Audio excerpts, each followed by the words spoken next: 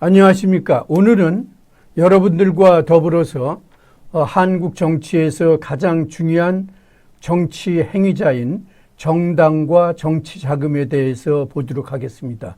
우선 정당과 정치 자금은 동전의 양면과 같이 정당은 정치 자금을 필요로 하고 또 정치 자금은 정당 활동에 있어서 가장 중요한 것이기 때문에 이 둘의 관계는 뗄래야 뗄 수 없는 관계다. 저는 그렇게 보고 있습니다.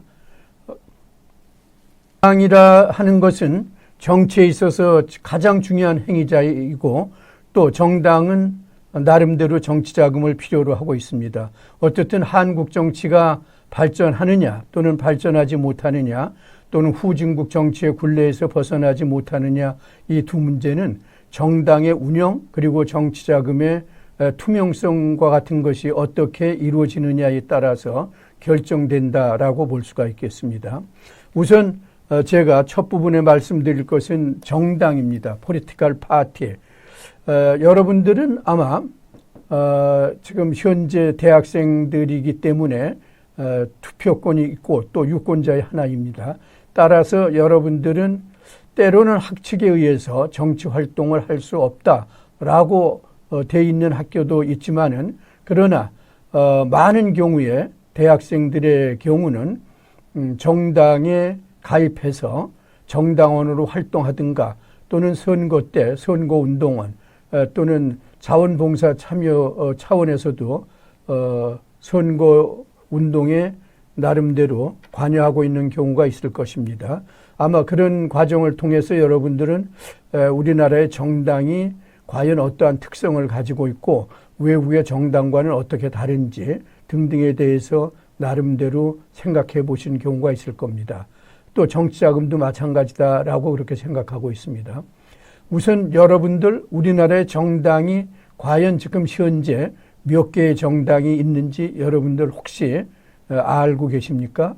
아마 여러분들은 신문이나 또는 방송에서 자주 나오고 있는 더불어민주당 또는 자유한국당 또는 바른미래당 또는 민주평화당 또는 정의당과 같은 정당의 이름은 여러분들이 아마 나름대로 아실 걸로 생각하고 있습니다.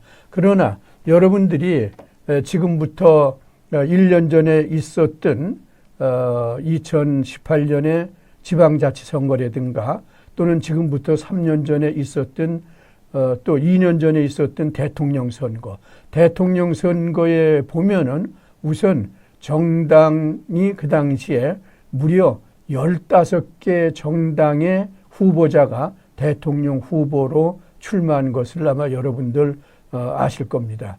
그런 데서 보는 것과 마찬가지로 실제로 여러분들은 우리나라에 얼마나 많은 정당이 있는지 그리고 과연 그들 정당이 어떤 활동을 하고 있는지 등등에 대해서 그렇게 잘 아시지 못할 것으로 생각하고 있습니다.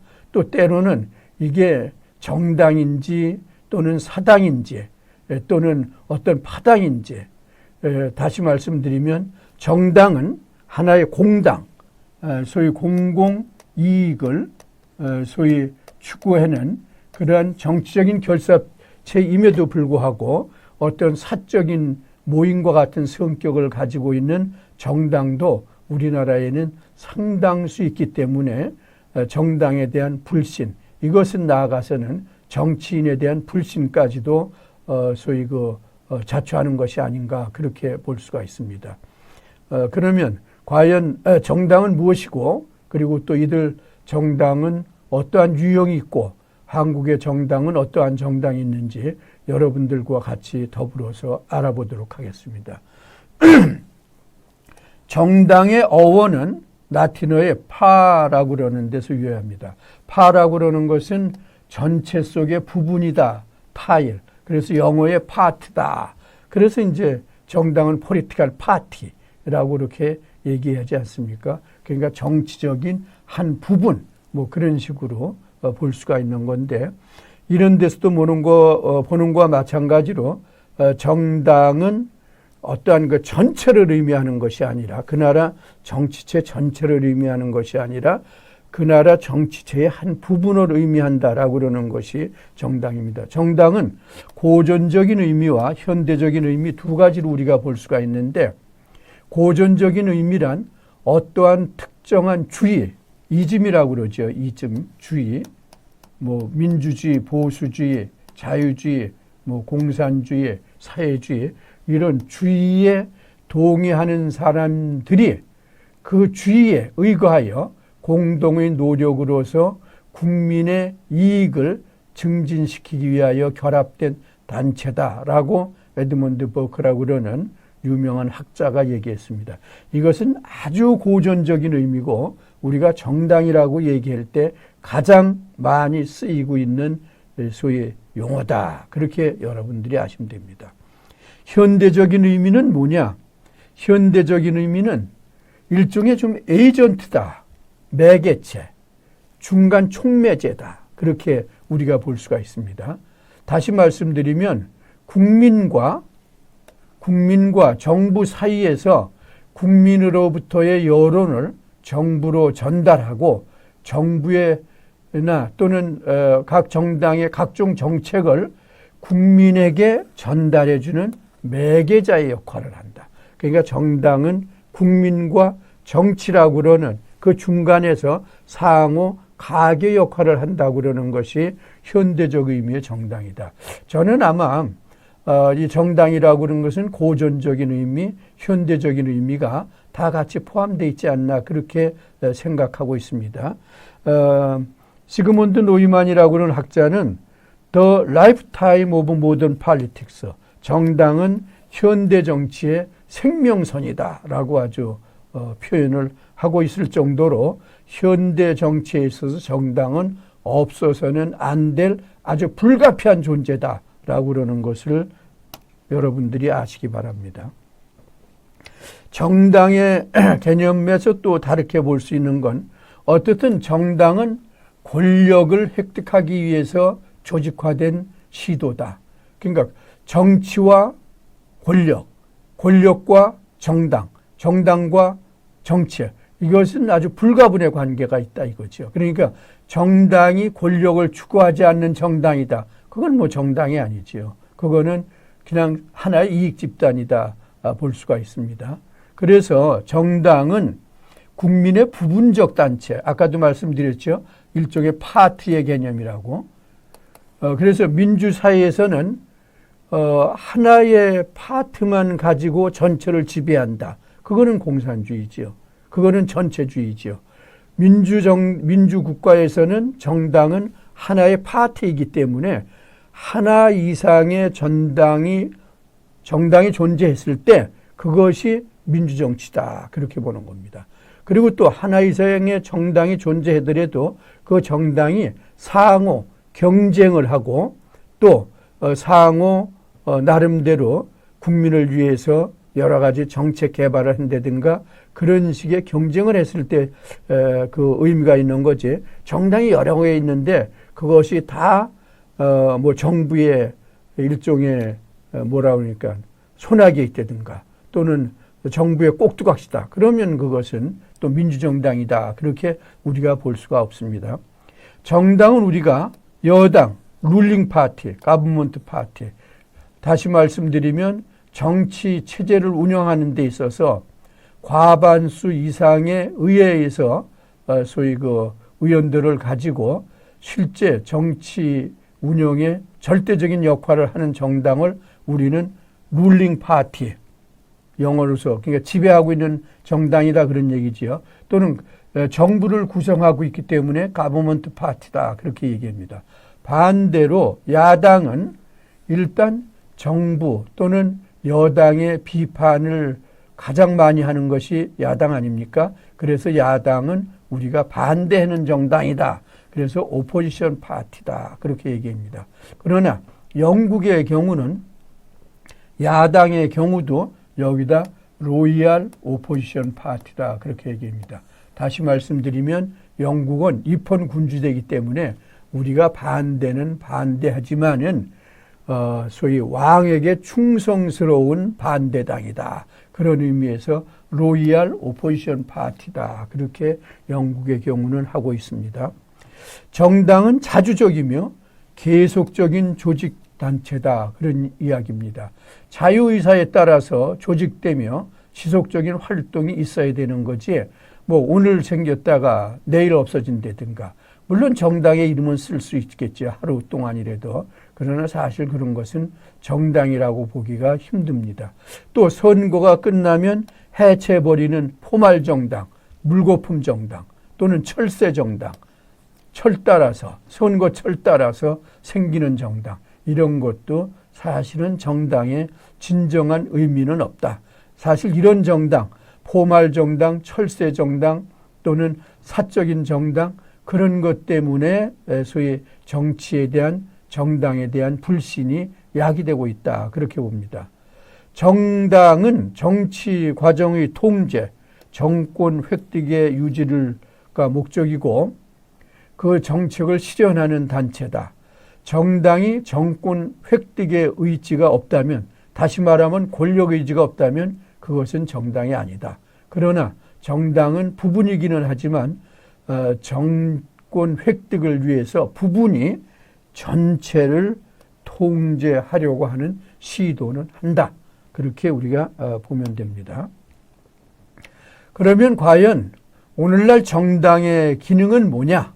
아까 제가 정당은 어떠한 주의에 동조하는 사람들이 모인 것이 정당이다 그렇게 얘기했고, 또 오늘날에는 에이전트의 정당의 의미가 많이 있다라고 얘기했는데, 여론의 형성과 조직화를 위해서 정당이 기능하고 있습니다.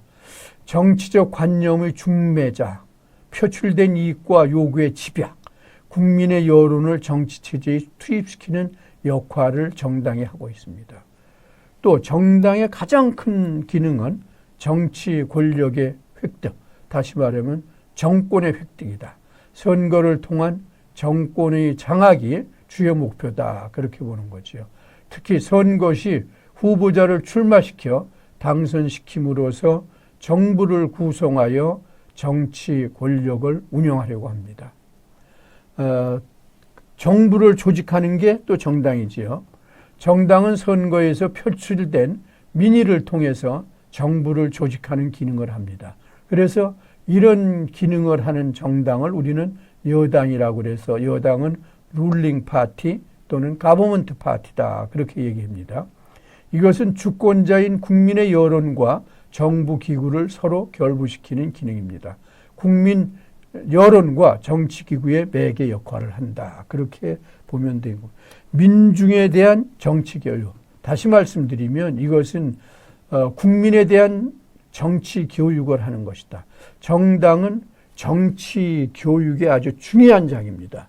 정당에서 하는 활동, 정당에서 보내는 메시지, 정당에서 발간되는 각종 자료, 이것을 우리 국민들은 보고 듣고 읽으면서 정치에 대해서 배우게 되고 또 정치에 대해서 자기 의견을 표시한다. 그렇게 볼 수가 있습니다.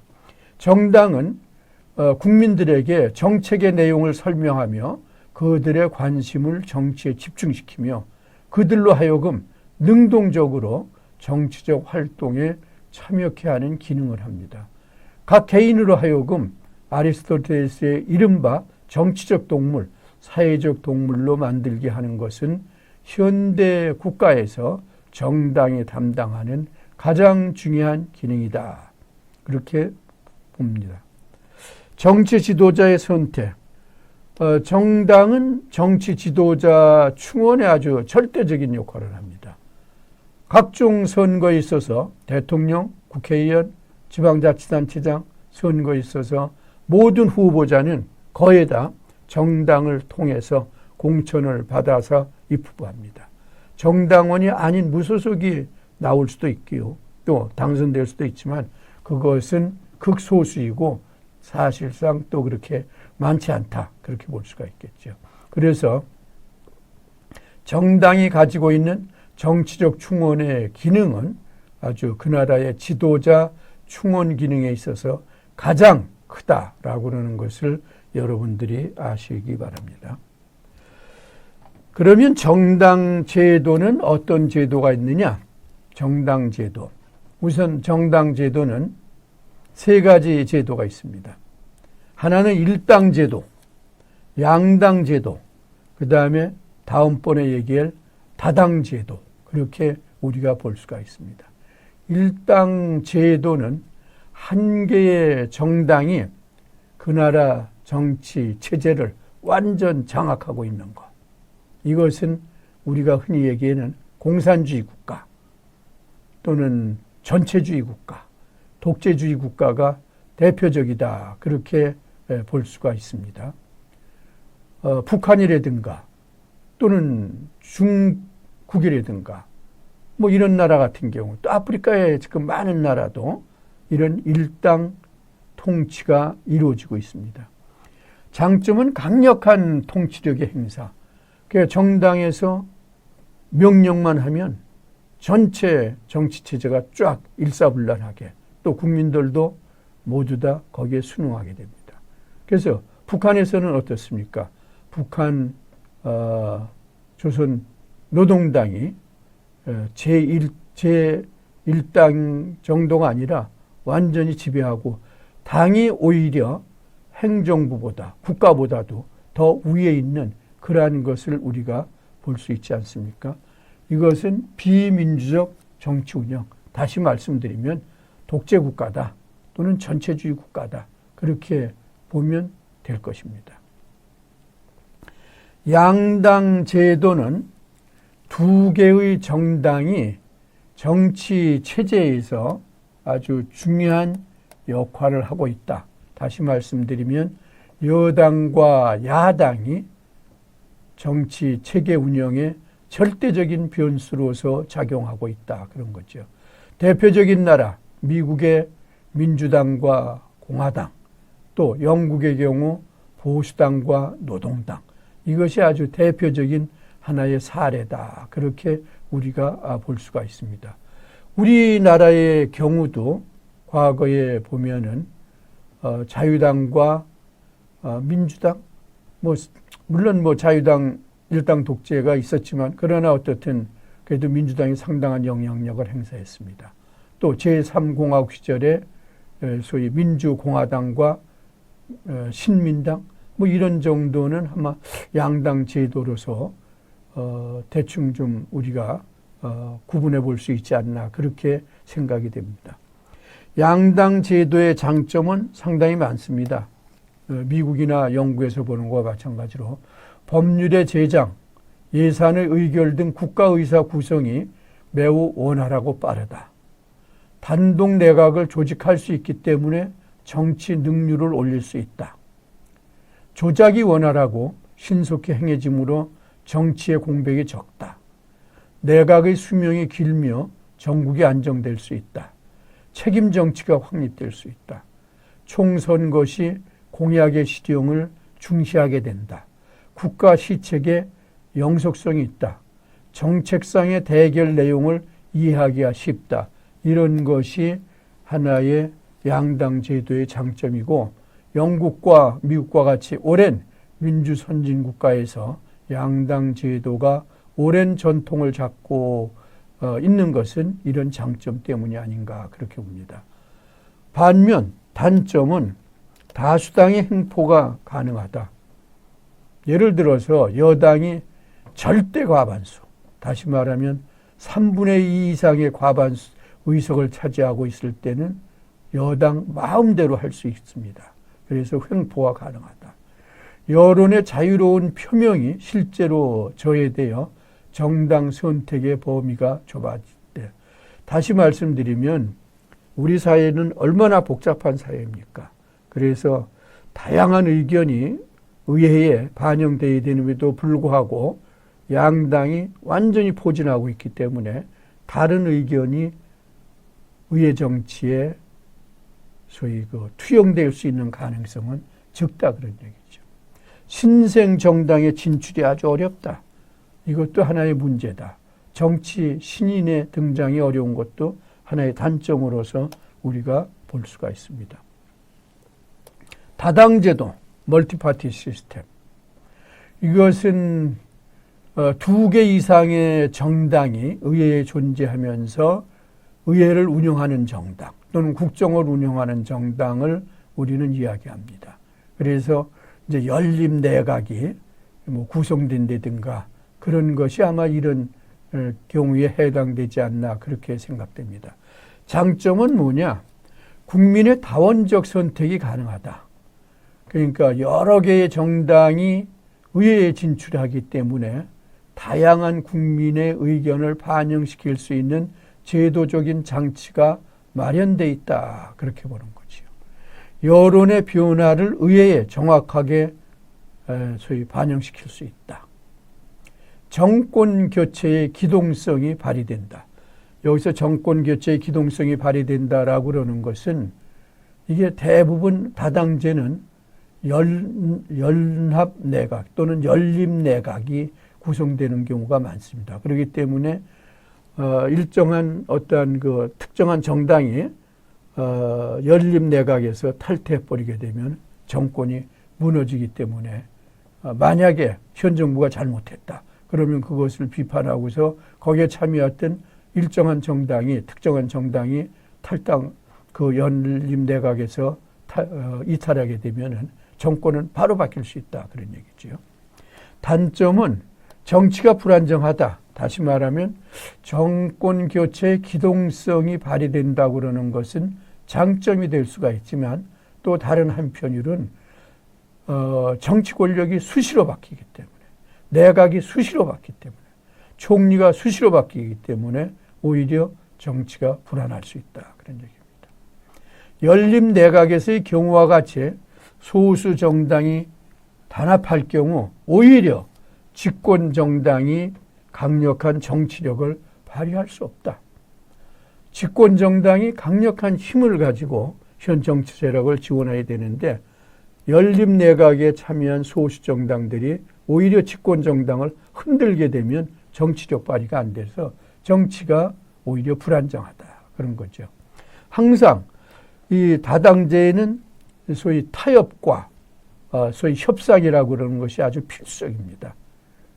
그렇기 때문에 협치정치라고 그러는 좋은 의미의 협치정치는 가능하지만은 그러나 나쁜 의미의 협치정치는 항상 타협으로 모든 일을 하기 때문에 정당의 순수한 주장은 완화됨으로써 정책 본위보다는 각 정당 대표 인물들 간의 협상이 이루어져서 소위 전체적인 국정보다는 정치 지도자 개개인이 가지고 있는 정책적 선호라든가 또는 정치 지도자의 개인적 이해가 반영될 수 있는 가능성도 많다. 그렇게 여러분들이 볼 수가 있습니다.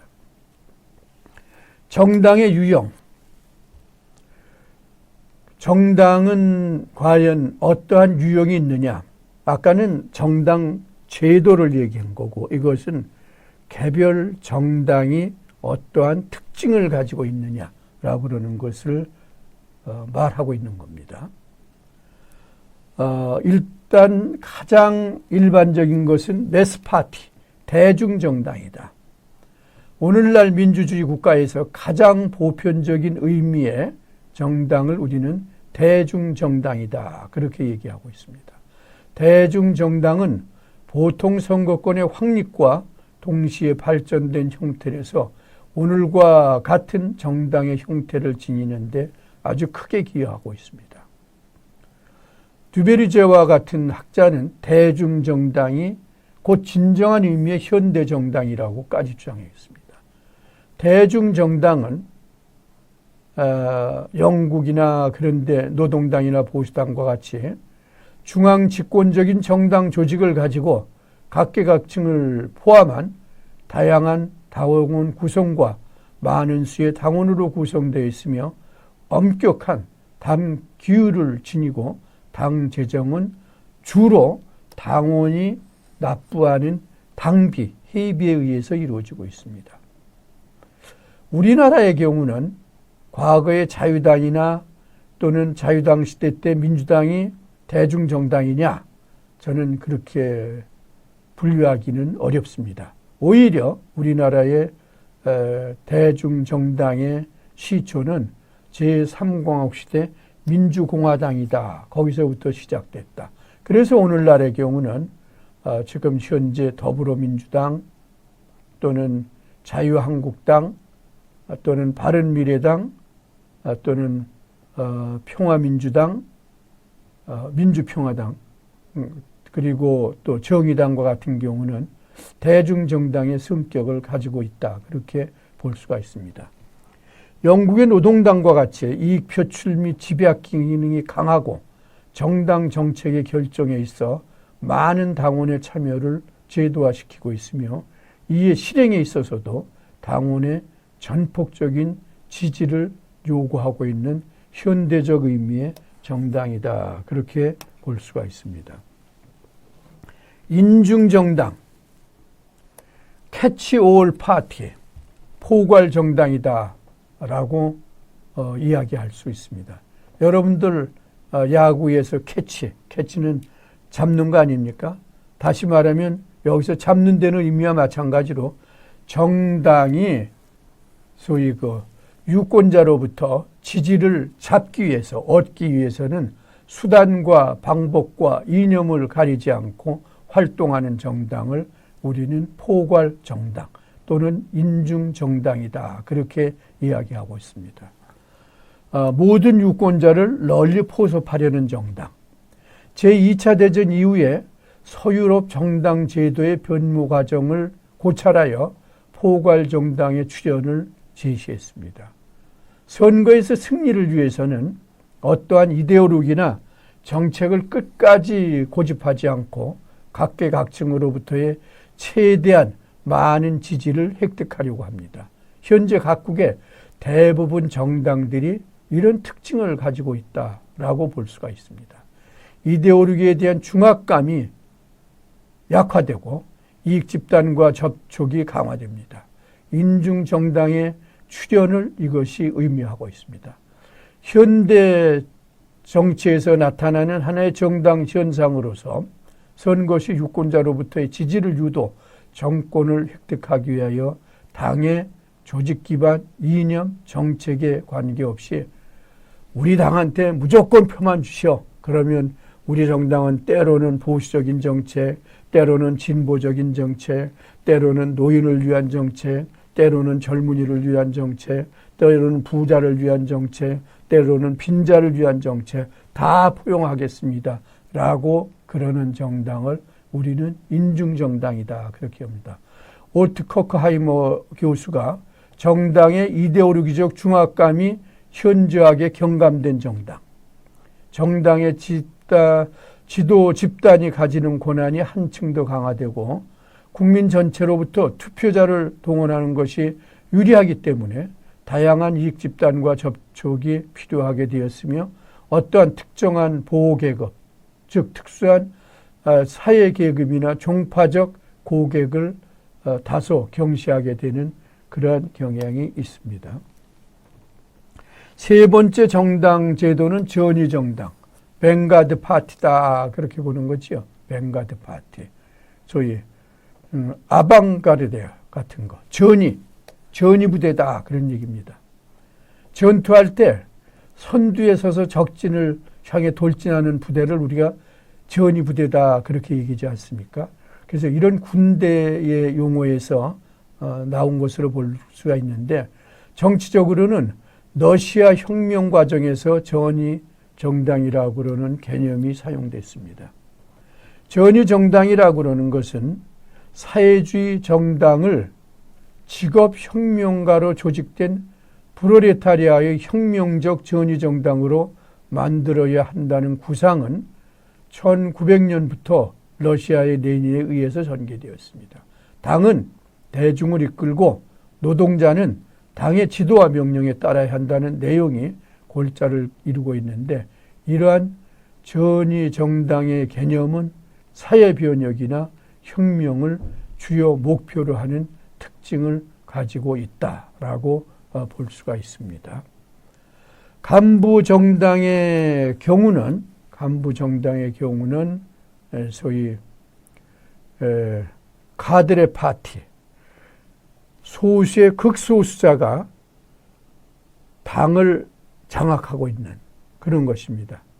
극소수의 리더, 실력자, 간부, 보수 정치가의 손에 당의 자원의 배분 과정, 후보자 선정 과정, 정책 형성 과정, 타협과 협상 과정, 타당과의 협상 과정, 당수 선출 과정 등등이 모두 다 소위 그런 소위 여기에 의해서 지배되고 있는 것이다. 그렇게 우리가 볼 수가 있습니다. 대중정당과는 반대되는 개념으로 정당 정치의 발달 초기에 특히 보통 선거권 제도가 실현되기 이전에 정당에서는 일반적이었다 볼 수가 있습니다. 또 총선거 시 선거 직전 선거용 정당으로 이런 정당이 조직되는 경우도 있다. 그래서 간부가 자의적으로 정당을 해체시키고 또 창당하는 것도 마음대로 하는 그러한 것을 우리가 볼 수가 있습니다. 그러면 한국 정당은 지금까지 어떻게 변화되었느냐라고 그러는 것을 여러분들과 한국 정당 정치 체계의 변천 과정을 간단히 한국 정치는 2007년 12월 19일 제17대 대통령 선거와 2008년 4월 9일 실시된 제18대 총선의 보수 세력이 승리함으로써 한국 사회가 신보수주의, 실용주의 패러다임으로 변하고 있었음을 과거에 보여주었습니다. 이런 신보수주의, 실용주의 현상은 2012년 제18대 선거와 2012년 제19대 총선에서도 새누리당이 승리함으로써 이런 정치 흐름은 지속되고 있었습니다. 그러나 여러분들이 아시는 것과 마찬가지로 2016년 4월 실시된 제20대 총선거, 2017년 5월 9일 실시된 제19대 대통령 선거, 그리고 2018년 6월에 실시된 지방선거에서 더불어민주당이 승리함으로써 진보 정치의 흐름으로 변하고 있다. 그리고 특히 최근의 경우는 과거의 양당 제도에서 다당제로 변화되고 있는 양상이 뚜렷이 나타나고 있다. 그렇게 여러분들이 1차적으로 한국 정당 정치 체계의 변천 과정의 전체적인 흐름을 보시면 될 것입니다. 물론 그 전에 신군부가 집권했을 때 또는 박정희 대통령이 집권했을 때 또는 이승만 대통령이 집권했을 때 이때는 거의 다 보수 세력이 집권했던 시기였다. 그렇게 볼 수가 있겠죠. 그러면 각 공화국별로 한번 보도록 하겠습니다. 제1공화국 제가 말씀드렸지요. 제1의 물결이다라고 그랬는데 제1의 물결 시대에는 이승만에 의한 일당 지배 체제였습니다. 비경쟁적 정당 체제, 권위주의적 정당 체제의 도입 과정이었다. 재헌국회, 제2대 총선 때는 자유당과 야당의 대립으로 특징 지어지는 제3대, 제4대까지를 우리가 제1공화국이다 그렇게 볼 수가 있는데 재헌국회의원 선거 제2대 총선 시는 오히려 무소속이 주류를 이뤘습니다. 당시에는 정당다운 정당이 없었다. 그렇게 우리가 볼 수가 있겠죠. 그 당시에 이승만 대통령을 지지하던 대한독립촉성회 중앙회라든가 대한국민당, 민주국민당이 주요 정당이었는데 사실 이렇게 주요 정당으로서의 역할을 제대로 못했습니다. 그러나 3대 총선이 실시되면서 자유당의 장기 집권 목표를 함으로 해서 의석 비율에 현격한 차이가 일어났고 그때 나름대로 야당의 역할을 하고 있던 민주당이 제4대 총선에서는 최소 득표율 차가 42대 34, 여당과 야당이 상당히 근접한 것을 볼 수가 있습니다. 즉 여당인 자유당과 야당인 민주당의 득표율이 최소 차이를 보이면서 여당인 이승만 정권이 야당을 탄압하는 정책을 더욱 강화했고 보안법 파동 그리고 각종 선거에서 부정선거가 이루어졌다. 그렇게 볼 수가 있습니다. 그러나 어떻든 제1공화국에서는 정당이 이렇게 중요한 역할은 사실상 잘 못했습니다. 제1공화국 시의 정당은 자유당과 민주당이 대표적입니다. 1951년 12월에 창당되어 10여 년간 이승만 정권을 이끈 보수정당, 원내의 공화 민정의 소속 의원들과 원외의 국민의 대한청년단, 대한노동조합 총연맹, 농민조합연맹, 대한부인회 등 5개 사회단체 대표들은 공동으로 신당을 발족시켰는데 이것이 자유당입니다. 자유당은 창당 때부터 원내자유당, 국회 내에 있는 의원들이 모인 자유당과 국회 밖에서 활동하는 당원인 원외자유당 두 개의 정당으로 출발했는데 어떻든 이 정당은 부산 1952년 발췌개헌안 통과를 시켜 대통령 직선제 개헌을 임시수도 수원에서 부산에서 관출시켰습니다. 초기에는 이범석 족청계가 주도되다가 나중에는 부통령 후보로 나왔던 이기붕에 의해서 당이 운영되었다. 그렇게 볼 수가 있겠습니다. 1954년 5월 20일 총선에서 99석을 확보하여 제1당이 된 자유당은 이승만의 종신 집권을 위해서 대통령 3선 제한 철폐를 위한 개헌을 노리고 개헌 정족수인 의원 정수의 3분의 1 이상을 확보하려고 무소속 의원 포섭에 나서서 총 의원 137석을 소위 확보했습니다. 이때부터 자유당의 전횡은 더욱 심해져 4.4.5 개헌과 같은 정치 파동을 저지르면서 이승만의 집권의 연장을 깨하다가 드디어는 1960년 3월 15일 정부통령 선거를 부정으로 치러서 결국은 4.19 학생혁명이 일어나서 자유당은 붕괴되었습니다. 그럼 그 당시에 민주당은 어떤 정당이었냐? 민주당은 4.4.5 개헌을 계기로 반 이승만 세력이 보수 연합을 결집 출범한 정당입니다. 민주국민당을 모체로 해서 흥사단 계열, 자유당 탈당 의원, 당시에 김영삼 의원이 자유당을 탈당했습니다. 2대 국회 말 무소속 구락부 등을 규합해서 1955년 9월에 창당된 정당입니다. 초대 대표 최고위원은 그 후에 대통령 후보를 나왔던 신익희 또는 조병옥, 장면, 곽상훈, 백남훈 등입니다. 창당 초기부터 강력한 야당으로서 개헌 투쟁을 하고 지방 조직에 힘써 56년 정부통령 선거에 각각 후보자를 지명했습니다. 그러나 5월 5일 대통령 후보 신익희가 급소해서 큰 타격을 받아 결국 장면이 부통령으로 당선되었습니다.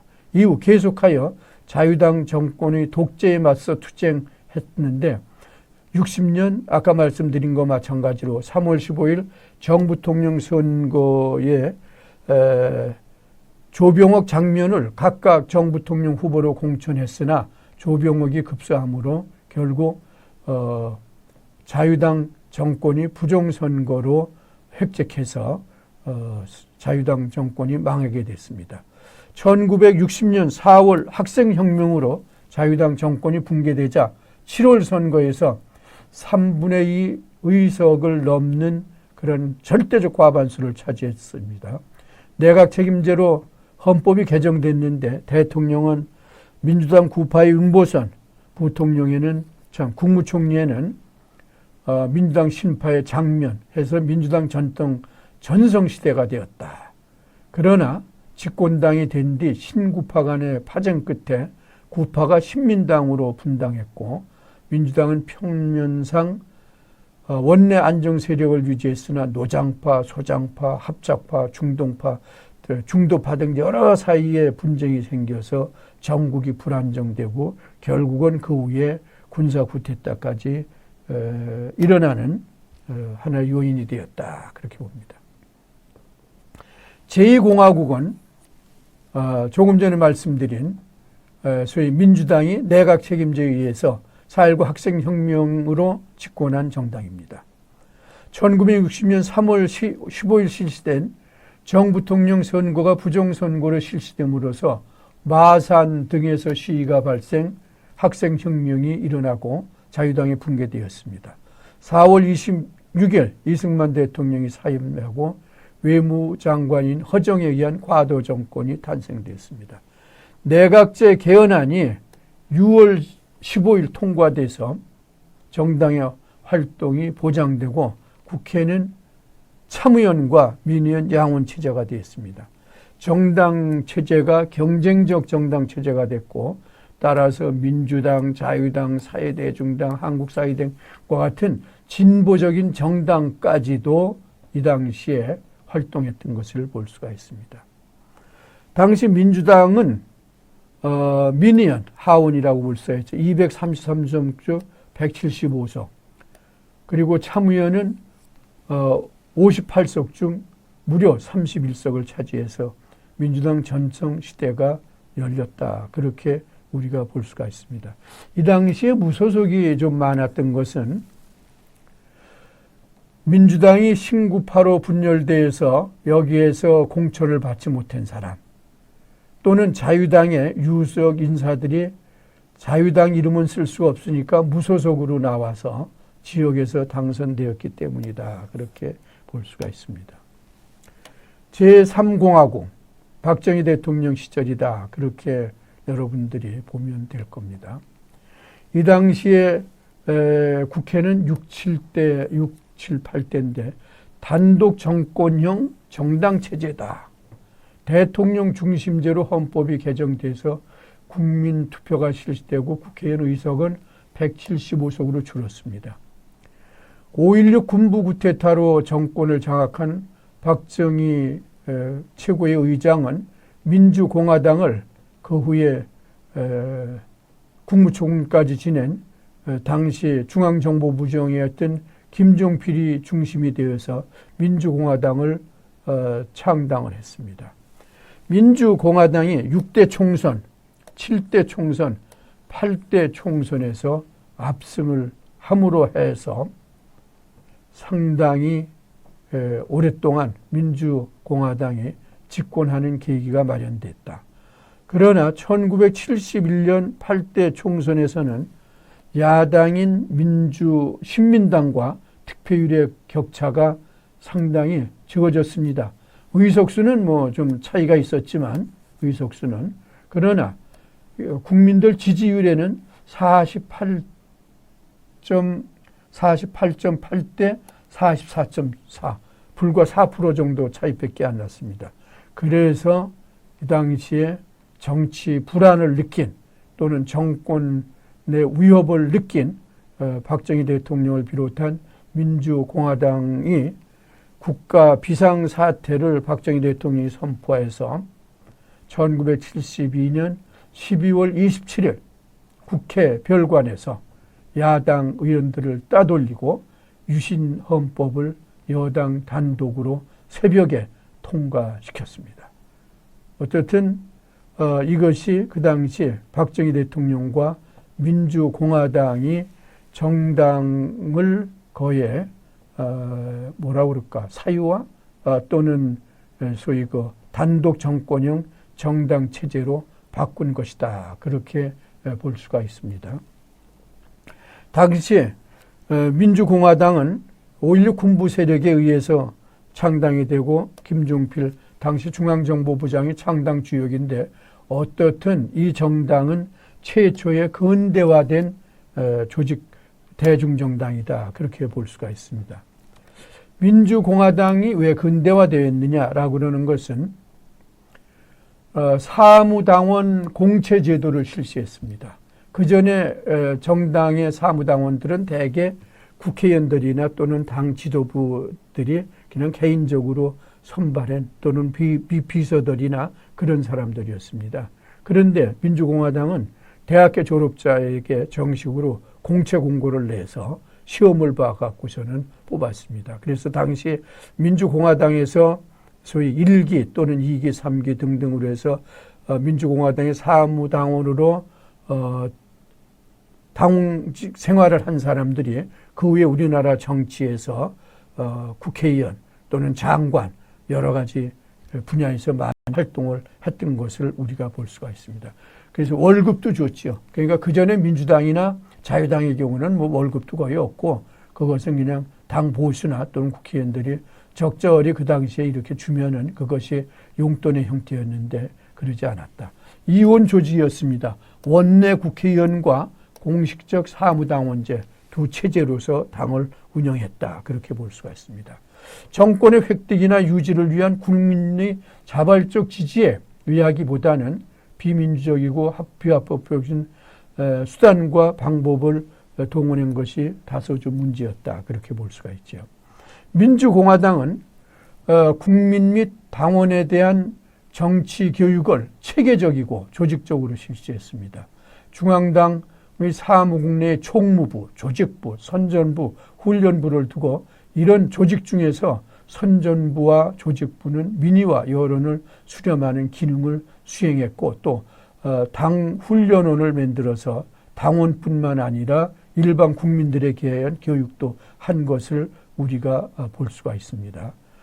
그러나 당이 법률안의 제정, 결의안의 제출 및 통과 등에서 적절한 기능을 수행하지 못한 이런 것은 하나의 단점이었다. 그렇게 볼 수가 있습니다. 유신시대, 이것은 9대, 10대다. 그렇게 볼 수가 있습니다. 박정희 대통령에 의한 유신 통치가 실시된 시기입니다. 명목상으로는 양당 체제이지만은 실질적으로는 야당이 집권할 수 있는 가능성은 전혀 없었기 때문에 사실 이것은 경쟁적 정당 체제가 되지 못했다. 그렇게 봅니다. 특히 정당 이외에 당시 민주공화당 이외에 대통령에 의해서 임명된 유신정우회, 이걸 유정회라고 그러는데 유정회 국회의원이 대통령에 의해서 3분의 1이 임명됐습니다. 물론 형식적으로는 통일주체국민회의가 선출하는 형식을 취했지만은 사실상은 대통령이 임명한 사람을 통일주체국민회의가 형식적으로 추진하는 것이기 때문에 이것은 큰 의미가 없다. 그렇게 보는 거지요. 그래서 이 정당은 민주공화당이 오히려 제1당이 아니고 국회 내에서는 교섭단체로서는 유신정우회가 제1교섭단체, 그리고 민주공화당, 그리고 야당 이런 순위로 돼 있던 것을 우리가 볼 수가 있습니다.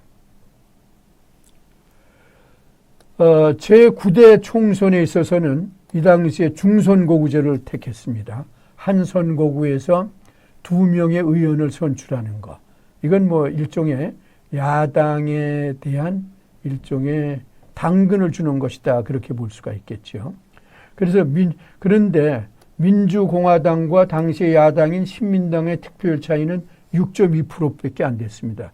의석수 차이는 민주공화당 73, 유정회 이것이 다 이제 여당 아닙니까? 그리고 신민당이 야당 50이기 때문에 3분의 1 정도지만 실제 일반 국민들이 직접 투표에 있어서는 단지 6.2%밖에 안 됐기 때문에 상당히 박정희 대통령은 비록 3선에 의해서 그리고 유신헌법에 의해서 대통령직은 영구 집권할 수 있는 그러한 체제를 구축했지만은 정치적인 위협은 느꼈다. 그렇게 우리가 볼 수가 있습니다.